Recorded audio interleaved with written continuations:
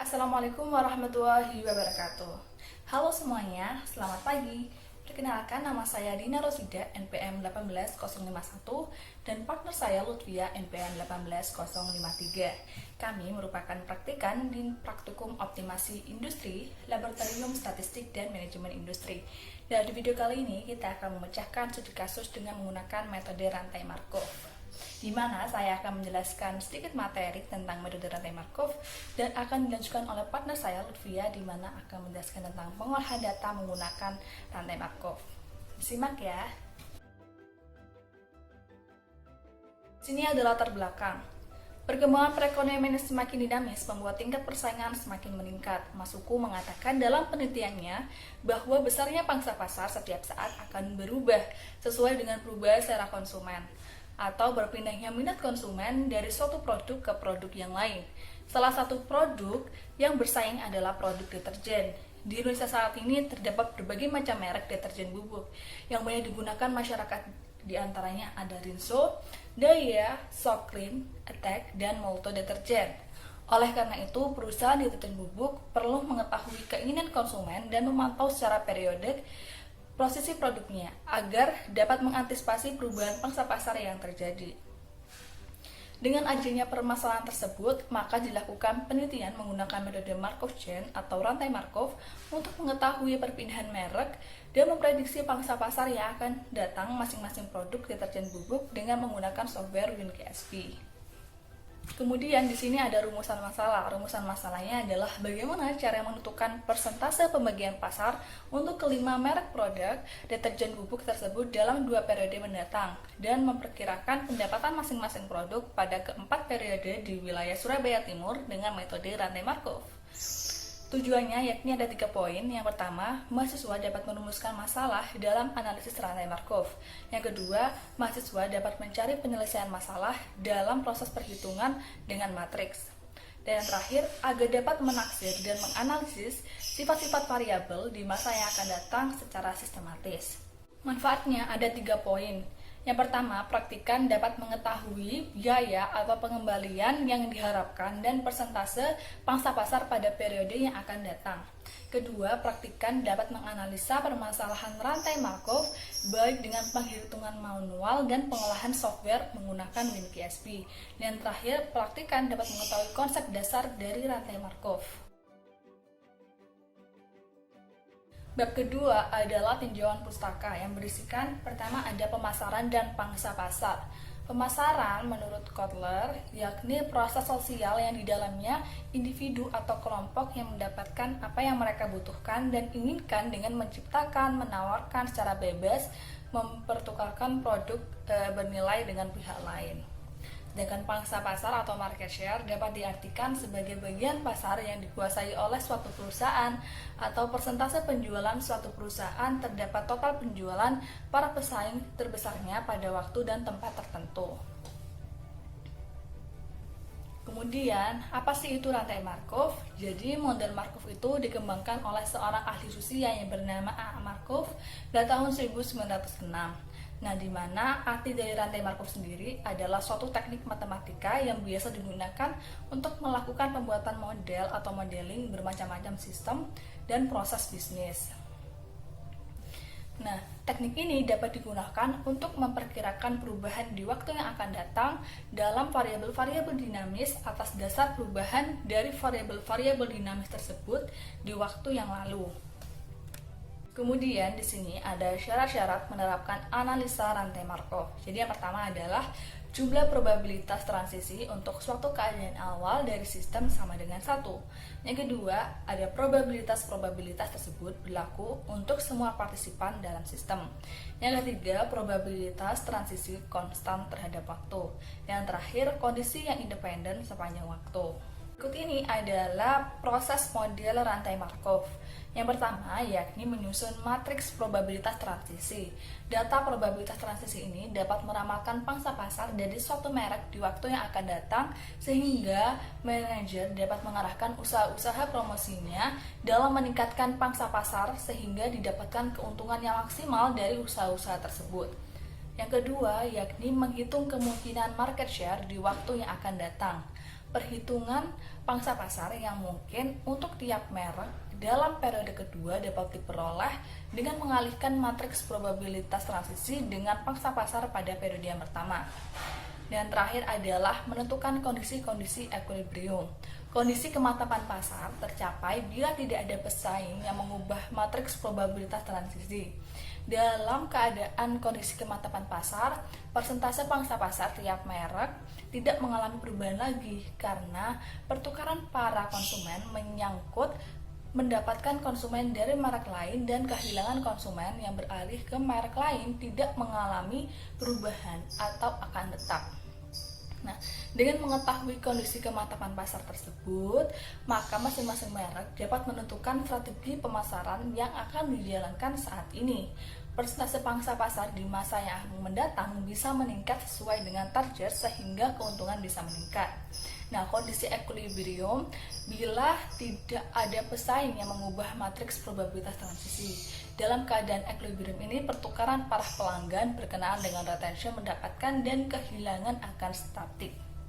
Nah, kemudian kita akan menggunakan software WinKSP. Apa sih itu WinKSP? WinKSP merupakan aplikasi perangkat lunak QSP atau kuantitatif System for Business yang mengandung algoritma pemecahan masalah untuk riset operasi maupun ilmu manajemen. Kemudian ada bab 3, yakni ada metodologi. Yang pertama menyangkut tentang lokasi dan waktu penelitian. Penelitian ini dilakukan di wilayah Surabaya Timur. Alat yang digunakan untuk proses pengumpulan data adalah menggunakan kuesioner. Ini disebarkan langsung kepada ibu-ibu rumah tangga yang menggunakan deterjen bubuk di wilayah Surabaya Timur. Penyebaran ini dilakukan pada bulan Agustus 2020 dan pada bulan September 2020. Nah, untuk variabelnya, ada variabel terikat dan ada variabel bebas. Variabel terikat adalah variabel yang perubahannya dipengaruhi variabel lain. Dan dalam hal ini, variabel terikatnya adalah persentase pangsa pasar dan perkiraan pendapatan. Yang kedua ada variabel bebas. Variabel bebas adalah variabel yang mempengaruhi variabel terikat. Adapun variabel bebas yang mempengaruhi dalam hal ini adalah merek produk dan harga jual produk. Kemudian di sini ada flowchart atau langkah-langkah pengerjaan. Jadi dimulai baru menggunakan studi literatur dan juga survei lapangan, baru kita melakukan perumusan masalah, kemudian ada tujuan penelitian, kemudian ada identifikasi variabel bebas dan juga terikatnya, kemudian kita melakukan pengumpulan datanya, baik itu data jumlah mendapatkan pelanggan tiap merek, kemudian data jumlah kehilangan pelanggan tiap merek, kemudian merek deterjen bubuknya, kemudian data harga rata-rata tiap produk. Setelah itu kita akan melakukan pengolahan data menggunakan aplikasi WinKSP, kemudian ada juga analisa dan pembahasan, kemudian ada kesimpulan dan selesai.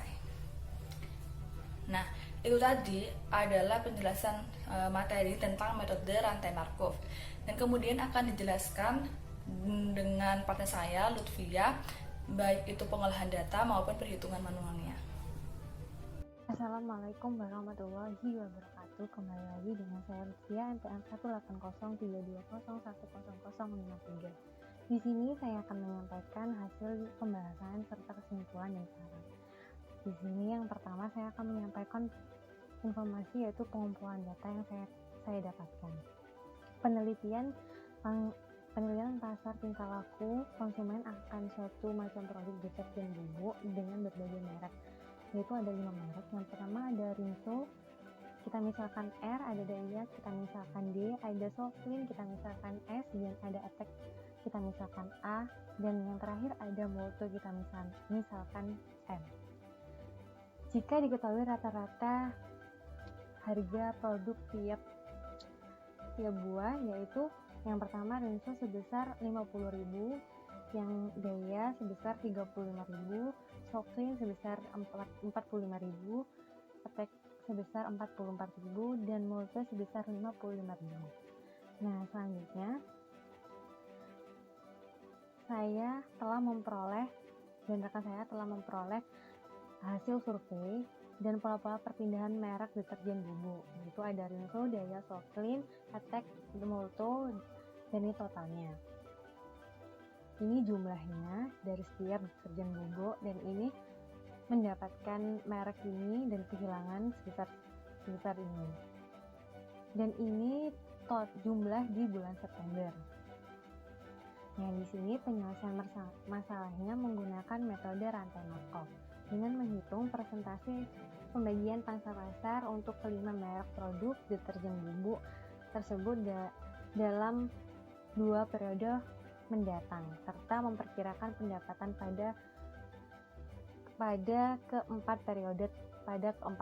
Di sini kami menyelesaikan menggunakan 2 macam perhitungan, yaitu perhitungan manual serta perhitungan menggunakan software WinQSD.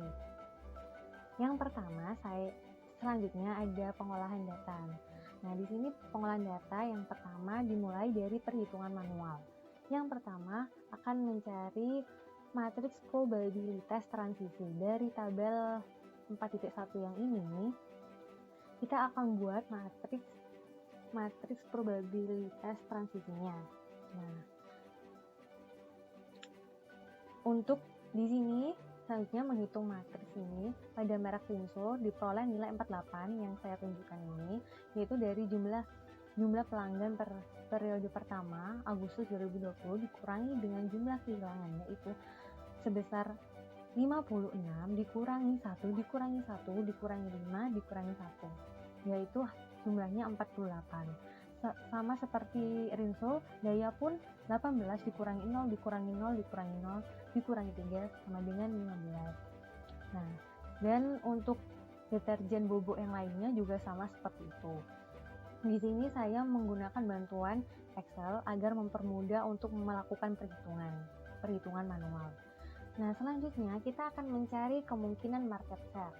Berdasarkan probabilitas transisi di atas, selanjutnya kita akan menghitung market share. Pada merek Rinso contohnya ya, di sini didapat nilai 0,857, yaitu dengan cara membagi jumlah responden masing-masing merek deterjen dengan keseluruhan jumlah responden deterjen bubuk. Nah, contohnya ini jumlah responden masing-masing merek, yaitu Rinso 48 dibagi dengan jumlah keseluruhan responden, yaitu ada 56, dan begitu seterusnya. 1 dibagi 56, 5 dibagi 56, 1 dibagi 56, 1 dibagi 56, dan untuk merek yang lain-lainnya juga sama seperti itu.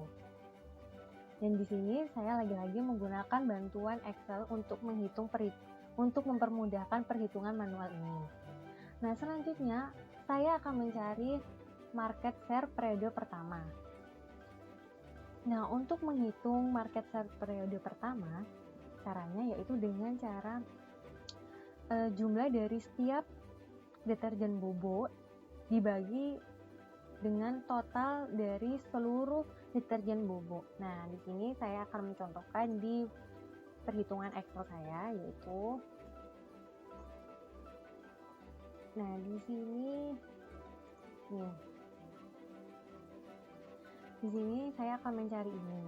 Nah, di sini rumusnya dapat dilihat bahwa jumlah dari setiap deterjen bubuk dibagi dengan total seluruh deterjen bubuk, yaitu 56 dibagi 150. Dan ini pun untuk daya juga 18 dibagi 150.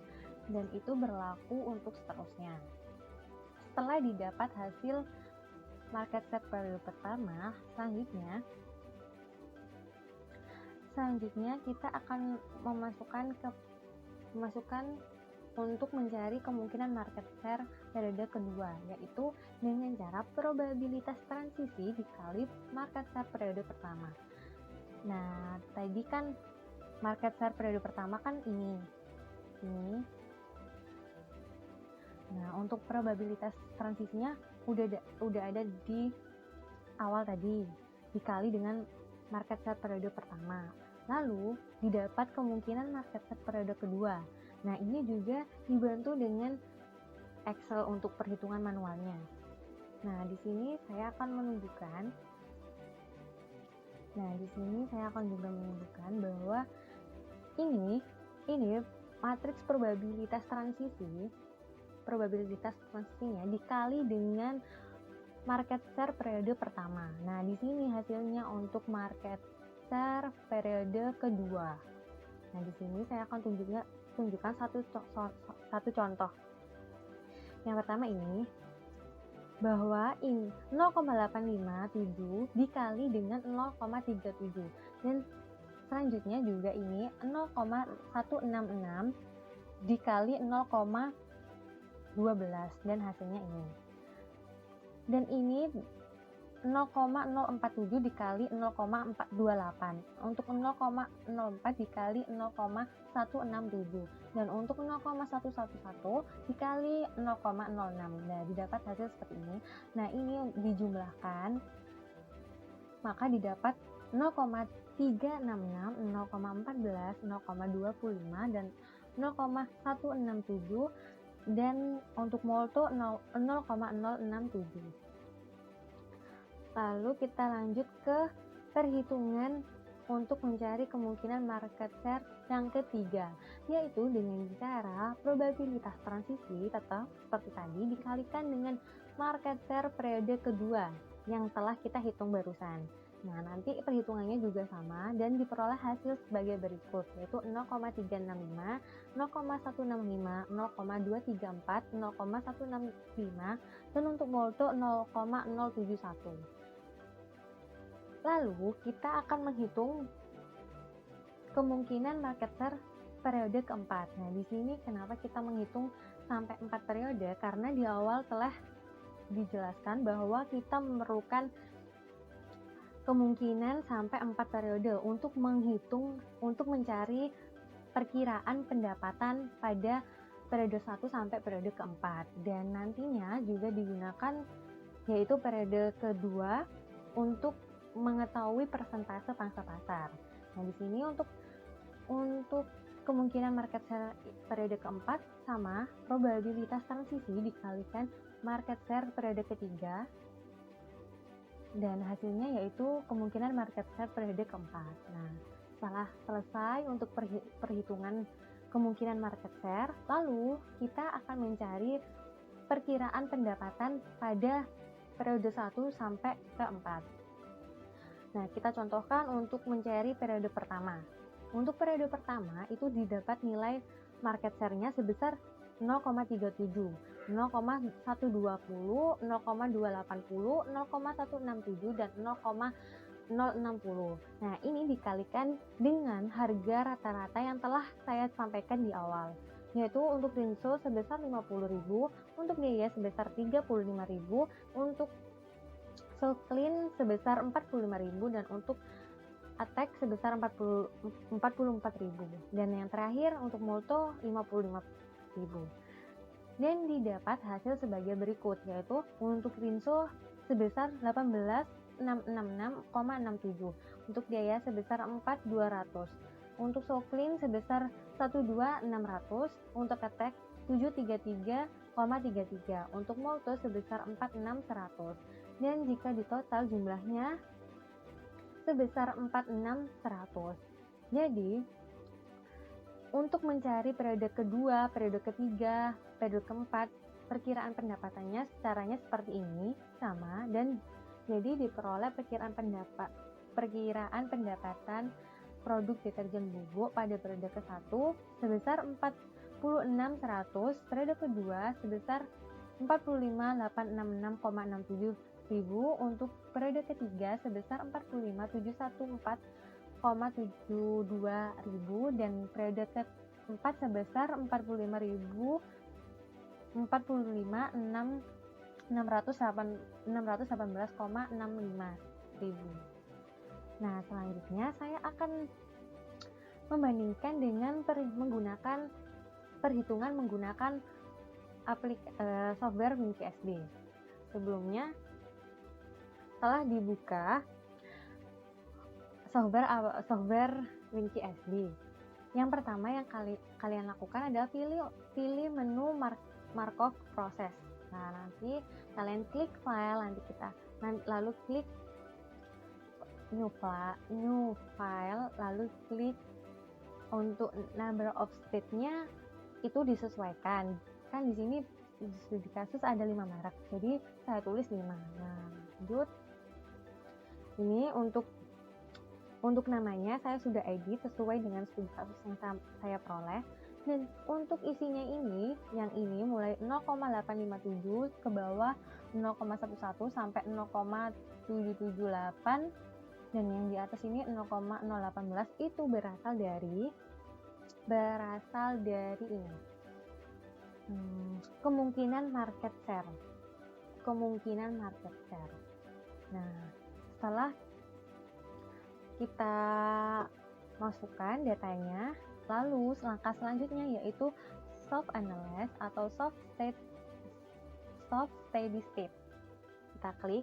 Nah, setelah di run hasilnya seperti ini. Untuk state probability yaitu sama dengan persentase kondisi pelanggan atau kondisi konsumen. Untuk Rinso sebesar 0,4004, untuk Daya sebesar 0,2077, dan untuk Softclean 0,1877, untuk Attack 0,1283, dan untuk Molto sebesar 0,0759. Nah, untuk reassurance time-nya yaitu merupakan waktu pelanggan berpaling atau berpindah ke merek lain. Nah, untuk Rinso didapat sebesar 2,49778 yang nantinya bisa kita bulatkan menjadi 2 bulan. Nah, untuk Daya sebesar 4,8152 yang kita bisa buatkan sebesar 4 bulan. Dan untuk Softclean 5,3265 yang jika dibulatkan menjadi 5 bulan lagi. Dan untuk Attack yaitu sebesar 7,7912 yang menjadi 8 bulan lagi. Dan untuk Molto sebesar 13,1781 yaitu menjadi 13 bulan. Nah, untuk total cost-nya sebesar 45.555,5. Nah, selanjutnya kita akan mencari hasil yang lain yaitu sesuai dengan periode. Langkah pertama yaitu klik ini gambar pintu, kita kembali ke awal. Lalu kita klik Solve and Analyze lagi, lalu kita pilih Markov Process tab. Nah, di sini initial state probability ini sama dengan seperti yang ada di perhitungan manual, yaitu market share yang pertama. Nah, di sini jika kalian ingin mengetahui result state probability pada periode pertama, maka di sini the number of time period from Intel kita klik 1. Lalu kita klik OK. Nah, di sini kita dapatkan hasil kemungkinan market share pada periode pertama yaitu sebesar 0,366481 untuk Rinso, untuk Daya 0,146674, dan untuk Softclean 0,025377, dan untuk Attack 0,166874, dan yang terakhir untuk Molto 0,066794. Nah, di sini kita akan mencari dan expert cost of turn-nya sebesar, yaitu total perkiraannya sebesar 45.866,73. Nah, yang tadi saya telah sampaikan ini merupakan persentase atau kemungkinan market share. Lalu saya akan mencari the number of time period for Intel yang kedua, untuk periode yang kedua. Lalu kita klik OK lagi. Nah, kita dapat hasilnya untuk persentasenya atau kemungkinan market share-nya sebesar 0,364810 untuk Rinso, untuk Daya 0,165579, untuk Softclean 0,233551, untuk Ketek 0,164746, untuk Molto 0,071314. Nah, jika hasilnya digunakan ke persentase pangsa pasar, ya nanti ini dikalikan dengan 100%. Dan untuk total perkiraan pendapatannya sebesar 45.716,65. Nah, di sini saya akan klik lagi untuk periode yang ketiga, yaitu klik 3, lalu klik OK. Nah, di sini akan muncul lagi untuk kemungkinan market share pada periode ketiga.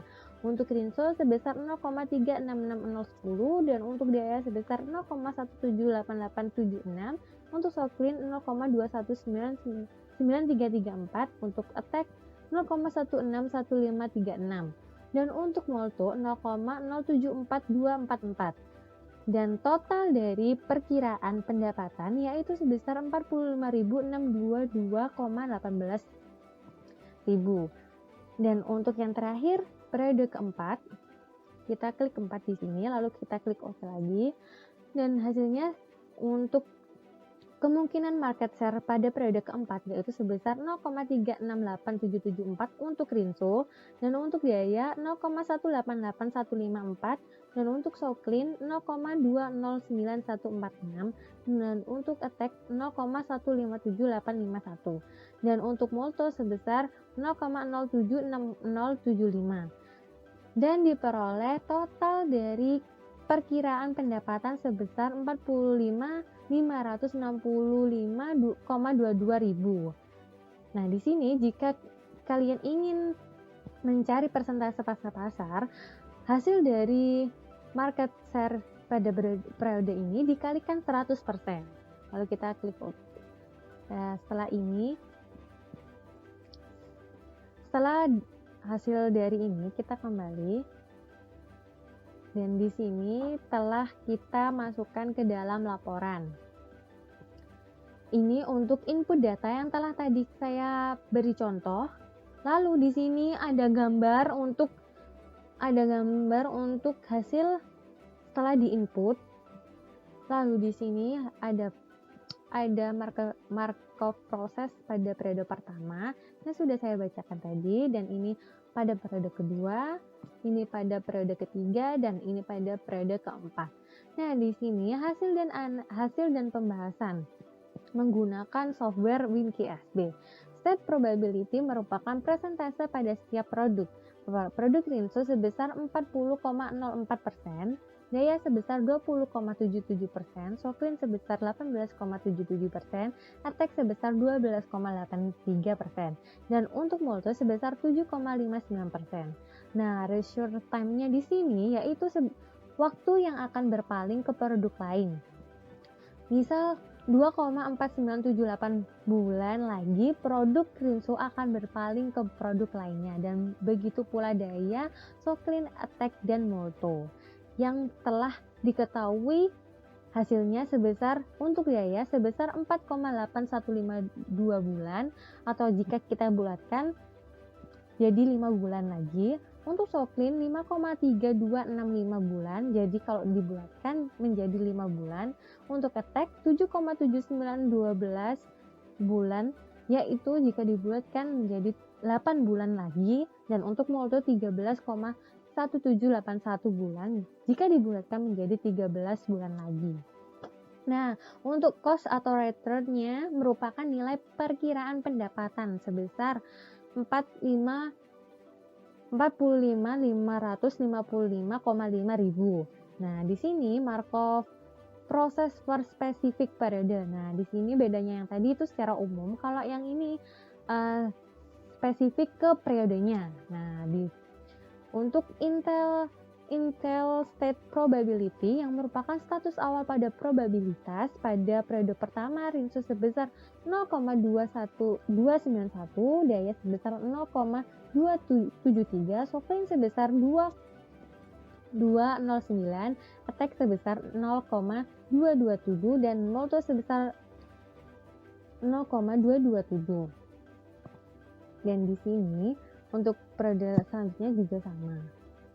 Intel state probabilitasnya itu sama seperti probabilitas transisinya. Nah, untuk result state probabilitasnya sudah saya bacakan yang tadi. Nah, dapat ditarik kesimpulan seperti pada tabel 4.2 dan 4.3. Untuk tabel 4.2 ini kesimpulan untuk persentase periode kedua, yaitu persentase pangsa pasar, yang dimana jika menghitung Jika menggunakan perhitungan manual, diperoleh hasil sebagai berikut, dan untuk perhitungan software WinCSB sebagai berikut. Nah, untuk tabel ke 4.3 yaitu kesimpulan pendapatan periode ke-1 sampai periode ke-4. Mulai dari periode ke-1 sampai periode ke-4, yaitu jika menggunakan perhitungan manual, diperoleh perkiraan pendapatan sebagai berikut. Dan untuk perhitungan menggunakan software WinCSB, diperoleh hasil sebagai berikut. Nah, di sini saya akan menyampaikan juga yaitu tentang bab 5, kesimpulan dan saran. Kesimpulan dari penelitian yang sudah saya bahas, berdasarkan hasil penelitian dapat disimpulkan bahwa penggunaan program rantai Markov atau Markov Chain dengan dua perhitungan, yaitu perhitungan manual dan perhitungan menggunakan software WinCSB, dapat digunakan dengan baik dan juga dapat mengatasi masalah perkiraan pendapatan tiap periode pada penggunaan deterjen bubuk di wilayah Surabaya Timur. Nah, untuk penyelesaian menggunakan perhitungan manual pada periode kedua, nilai untuk merek produk Rinso 36,6%, Daya 17,9%, Soklin 21%, Attack 16,1%, dan Molto 7,40%. Dengan total perkiraan produk deterjen bubuk dari periode 1 sampai ke periode keempat adalah periode pertama sebesar 46.100 ribu, 46.100,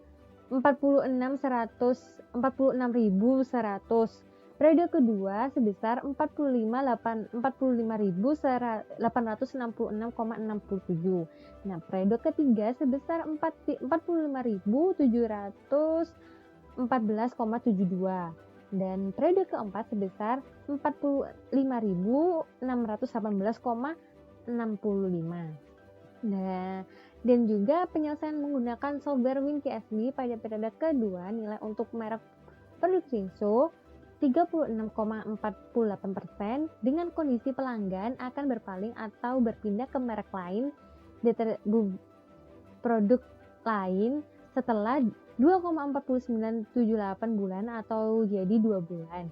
Untuk Daya 16,56 dan pelanggan akan berpaling setelah 4,8152 bulan atau jadi 5 bulan. 5 bulan lagi. Untuk Soklin yaitu sebesar 23,35% dan kondisi pelanggan akan berpaling setelah 5,3265 bulan yaitu jadi 5 bulan. Untuk Attack sebesar 16,47% dengan kondisi pelanggan akan berpaling atau berpindah ke merek produk lain. Untuk Attack jadi 8 bulan lagi, dan untuk Molto 7,13%, yang dimana pelanggan akan berpindah setelah 13,1781 menjadi 13 bulan. Dan dengan total perkiraan produk deterjen bubuk dari periode ke-1 sampai ke-4 adalah sebesar untuk periode pertama yaitu 45.866,73, untuk periode kedua sebesar 45.716,65, dan untuk periode ketiga sebesar 45.622,18, dan periode keempat sebesar 45.565,22. Dan dapat disimpulkan juga bahwa ada sedikit perbedaan antara perhitungan manual dan perhitungan menggunakan software WinCSB. Itu disebabkan karena adanya pembulatan dari angka yang telah diperoleh. Kurang lebihnya seperti itu. Sekian yang dapat saya sampaikan, kurang lebihnya mohon dimaafkan. Wassalamualaikum warahmatullahi wabarakatuh. Semoga bermanfaat.